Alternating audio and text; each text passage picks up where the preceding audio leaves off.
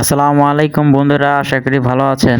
আমরা সকালবেলা কাজের শুরুতেই বাথরুমের ওয়ালটি ভিজিয়ে নিচ্ছি। ভালোভাবে চতুর্পাশে ভিজিয়ে নিব, তাহলে টাইলসটি বহুদিন লং লাস্টিং করবে, টাইলস খোলার চান্স কম থাকবে। আর যারা বাড়িওয়ালারা ভিডিওটি দেখছেন, যেদিন টাইলসটি লাগিয়ে নেবেন তার একদিন আগে আপনারা ওয়ালটি ভিজিয়ে নেবেন, তাহলে আপনাদের কাজ খুব সূক্ষ্ম, অনেক মজবুত হবে। তারপর টাইলস যেদিন লাগাবে তার একদিন পর থেকে 3 বেলা করে আপনার 10 থেকে 15 দিন টাইলসটি ভিজিয়ে নিতে হবে। দিনে 3 বেলা যদি পানি দেওয়া হয়, তাহলে আপনাদের ওয়ালের টাইলস কখনো শুকিয়ে যাবে না, সব সময় ভিজিয়ে থাকবে।